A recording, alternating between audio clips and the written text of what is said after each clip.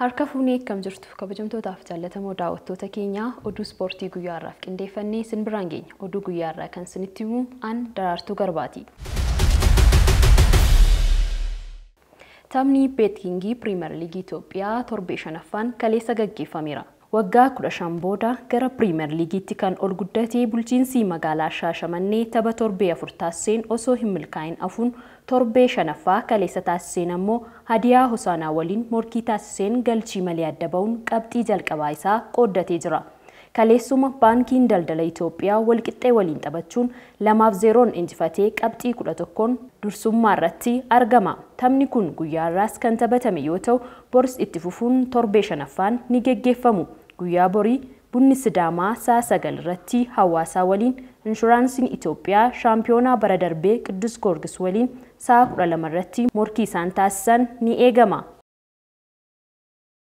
Taphoonni dorgommii waancaa Kaarabaa'oo kaleessa galgala gaggeeffameera. Dorgommiin kun har'as itti fufuun ni gaggeeffama. Tapha kaleessa galgala gaggeeffameen Ekstar Siitiin 2-3 Miidilsbiraawun yoo injifatamu, Poort Veel ammoo 1-0 Maansifiildiin galgala edaa injifateera. Taphoonni dorgommii waancaa Kaarabaa'oo marsaa lammaffaa kilaboota 16 hirmaachisu har'a galgala yoo gaggeeffamu, darbii Londaniin Arsenaal dirree ofiin ala West Ham wajjin sa'a 4 walakkaatti ni morkata. Har'uma galgala Bournemouth Liverpool waliin, Chelsea Blackburn Rovers waliin, Everton Burnley waliin, Ipswich Town Fulham waliin sa'a wal fakkaataa sa'a 4:45 irratti kan waliin taphatan yoo ta'u, Manchester United ammoo sa'aatii 5:15tti Newcastle waliin galgala har'aa ni morkata. Badhaasni Baalaandoorii taphattoota kubbaa miilaa ga'umsa gaarii agarsiisaniif kabajaaf ulfina guddaan badhaasa laatamudha. Taphattoonni sadarkaa addunyaatti dandeettii kubbaa miilaa irratti qabaniin beekaman Peelee fi Maaradoonaan garuu badhaasa kana hin arganne. Maaliif akka hin badhaafamin gabaasaa Girmaa Guddisaa qopheesse Asaanti Muhammad akka itti nutti isinitti himti.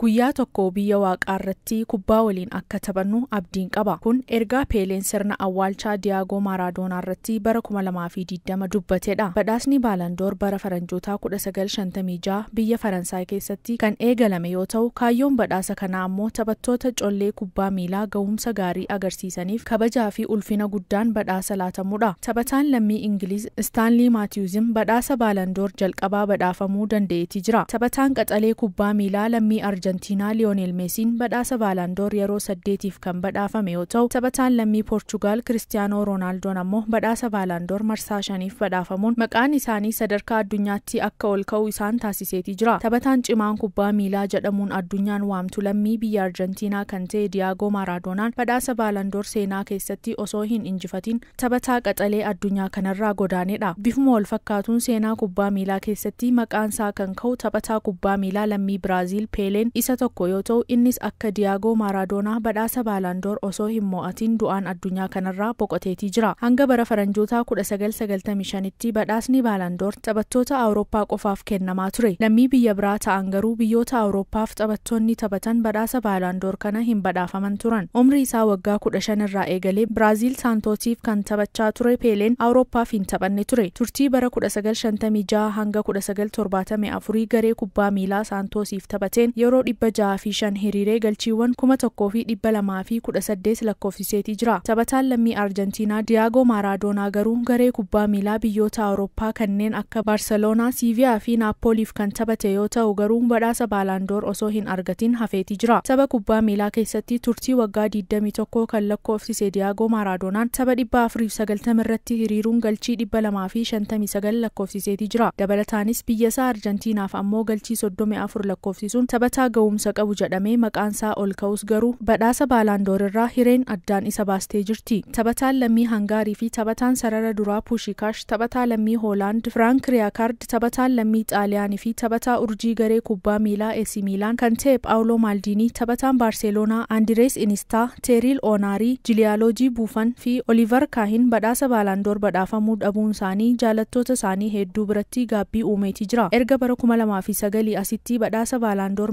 Meesii fi Kiristiyaanoo Roonaaldoo mo'achuu isaanii hordofee namoonni hedduun adeemsa filannoo irratti qeeqa kaasaa turaniiti jiru. Badhaasni Baalandoor bara 2010 irraa eegalee badhaasa taphataa cimaa bara kanaa FIFA jechuun walitti makuun badhaasa Baalandoor FIFA jedhamuun isaa kan yaadatamudha.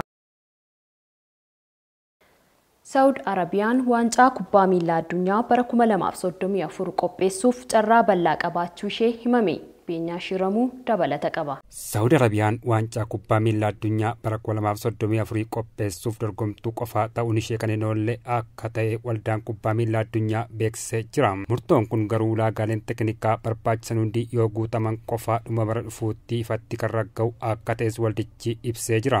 Kubbaa miilaa akkasumas foormulaa tokkoo fi golfii irratti investii guddaa kan goote Saudi Arabiyaan dorgommii bara 2030 Ispeen, Poorchugaalii fi Morokoo gidduutti taphoota sadii waliin kan qoodamu irratti sarara ardiilee sadii kanaan dura hin argamne Ameerikaa kibbaarraa fudhachuuf jirtis jedhameera. Dorgommiin kun kan dhiyaate erga ollaan ishee Qaaxaar waancaa addunyaa jalqaba baha giddu galeessaa irratti qopheessitee waggaa tokkoon booda yoo ta'u, gareen biyyaalessa Saudii waltajjii gareetiin injifannoo ajaa'ibsiisaa galmeesseen boodadhas jedhameera. Dorgommiin qopheessummaa taphichaa caalbaasii guutuun bara 2030 fi bara 2034 erga kennameen booda waldaan kubbaa miilaa addunyaatiin madaalamee dhuma bara 2024 walgahii koongireensii addaa lamarratti sagaleen ni kennamas jedhameera. Garuu dorgommiin kamiyyuu jiraachuu dhabuun isaa yeroo xiqqoo kan hambisu yoo ta'u, dhiibbaa taphaa bara 2030 fi dorgommiin bara 2034 waadaa mirga namoomaa waldaan kubbaa miilaa addunyaa galee waliin wal simsiisuu isaa irrattis gaaffiin hedduun ka'aa kan jirudha. Saudi Arabiyaan jalqaba waancaa addunyaa bara 2030 Masrii fi Giriikii cinatti dorgomuuf fedhii qabdi turte. Garuu yaadni sun ji'a adoolessaa keessaa qabuun isaa immoo dorgommii ardiilee sadiif karaan banaa ta'eera. Saudi Arabiyaan dorgommii bara 2034 kanarratti onkololeessaa 4 akkuma hojimaanni kun jalqabameen dorgomuuf akka yaadde beeksifteetti. Sababa jijjiirraa ardiilee kanaan waldaan kubbaa miilaa addunyaa biyyoota miseensa konfedereeshinii Eeshiyaa fi Oosiniyaa qofa akka iyyataniif affeeree ture. Kanaanis lafa onnee kubbaa miilaa adda ta'e hambiseeraa jedhamuun qeeqamaas ture. Sadarkaa tokkotti Indooneeshiyaa, Awustiraaliyaa yookaan biyyoota biroo kanneen akka Niwuzilaandii, Maaleesiyaa fi Singaaporii waliin illee caalbaasii waloo gochuuf yaaddee turte. Garuu onkololeessa 19 dorgommii Saudi Arabiyaa deeggaruuf walii galuu ishee ifa gootee jirti. Bara kana waancaa addunyaa dubartoota milkaa'inaan keessummeessitee kan jirtu Awustiraaliyaanis dorgomtuu cimtuu kan turte yoo taatu, garuu immoo konfedereeshinii kubbaa miilaa Eeshiyaa dorgommii Saudii kana deeggaruuf fedhii qabaachuu murteessuu ishee kaleessa beeksiftee jirti. Imaammata kallattiin mootii gonfoo Mohammed bin Salmaan irraa maddee mirga waancaa addunyaa keessummeessuu argachuun tarkaanfii isa dhumaa Saudi Arabiyaan giddugaleessa addunyaa ispoortii keessatti jabeessitee of dhaabuu fi akka namoonni sarba mirga namoomaa irratti ishee ceephaan jedhanitti xiyyeeffannoo idil addunyaa gara biraatti jijjiiruuf tarkaanfii fudhattu ta'as jedhamaa jira. Biyyattiin waancaa kilaboota addunyaa itti aanu dhuma baatii muddee fi waancaa ishee bara 2027 qopheessuuf qophii xumurtee kan jirtudha. Dorgommii addunyaa irratti beekamaa ta'e kana mirkaneessuun garuu mootummaan kun ollaa ishee fi yeroo tokko tokko morkattuu ishee Qaaxaar waancaa addunyaa bara 2022 haala ajaa'ibaa ta'een keessummeessite caalaa hojii guddaatu isa mudatas jechuun yaadni garaagaraa irratti ka'aa jira.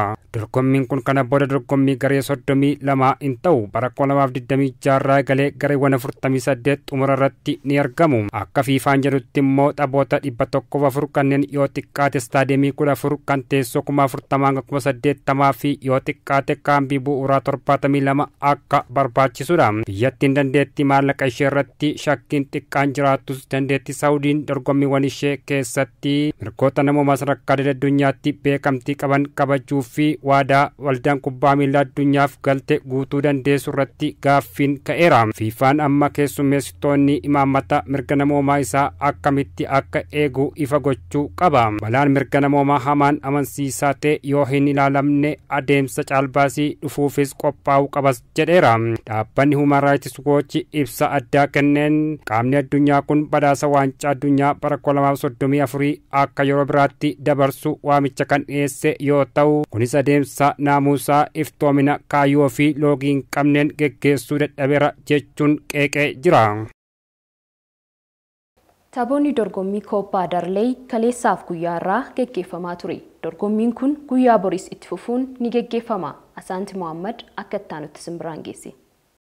Taphoota dorgommii Koppaa Daarlee kaleessa gaggeeffameen Vaariyaan Livaantee waliin morkii taasiseen 3-0 injifatameetii jira. Galchiiwwan sadeen kana daqiiqaa 51ffaa irratti Kaarlos Alkaaraaz yoo lakkoofsisu, Roober Ibaanez ammoo daqiiqaa 60ffaa irratti kan galche wayita ta'u, galchii sadaffaa ammoo Daanii Goomeez daqiiqaa 77ffaa irratti itti dabaluun taphni kun 3-2dhaan injifannoo Livaanteen goolabameetii jira. Mensaakeroon Ispaaniyool waliin tapha taasiseen 2-2dhaan injifatameetii jira. Ispaaniyooliif galchiiwwan lamaan daqiiqaa 36ffaa irratti Saancheez yoo lakkoofsisu, galchii lammaffaatis taphataan kun garaagarummaa daqiiqaa lamaatiin daqiiqaa 38ffaa irratti lakkoofsisuu dandeetii jira. Guyyuma kaleessaa Talaaveeraan 2-2dhaan Almeeriyaan injifatamee jira. Almeeriyaaf daqiiqaa 14 irratti Ramazaan galchii jalqabaa yoo lakkoofsisu, galchii lammaffaa ammoo daqiiqaa 45ffaa irratti Maareeziin itti dabaleetii jira. Las Palmas tapha Manaakoor waliin taphateen 3-2dhaan injifannoo agarsiiseetii jira. Gooliiwwan kanas daqiiqaa 68 irratti Hulihaan Araahuhoo daqiiqaa 76 irratti, Moleeroo daqiiqaa 86ffaa irratti, Paawuferoo gooliiwwan sadan galchuun kilabni kun akka injifatu taasisaniitii jiru. Loorkaa Dipoortiivaan Eibar waliin morkachuun 4-2dhaan injifatameetii jira. Tapha guyyaa har'aa gaggeeffameen ammoo Raayoo Vaalkaanoon 2-2, Lugones Real Vaaladoolid 2-2, Dipoortiivaa Teneeriifaan 1-2 Komposteellaa yoo injifatan, kilaboonni kanneen kaan immoo qixa ba'uun qabxii qooddataniitii jiru. Guyyaa borii Viyaariyaal Chikilaanaa waliin, Giraanaadaan Aroosaa waliin sa'aa wal fakkaataa sa'a 9tti kan taphatan yoo ta'u, Dipaartiivoo Mursiyaan Dipaartiivoo Alaavees waliin guyyaa borii sa'a 11 irratti ni taphatu.